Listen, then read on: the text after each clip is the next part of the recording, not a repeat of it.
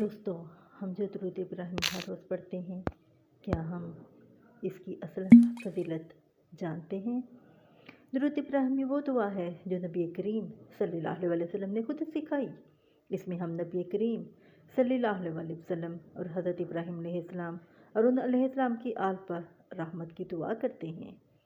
नबी करीम सल्लल्लाहु अलैहि वसल्लम ने फरमाया, जो शख्स मुझ पर सबसे ज़्यादा दुरूद भेजता है क़यामत के दिन सबसे ज़्यादा मेरे करीब होगा। दोस्तों, आज से कोशिश करें कि हर नमाज के अलावा भी इस दुरूद को दिल से पढ़ें। अल्लाह ताला हमें दुरूद पढ़ने वालों में शामिल फरमाए।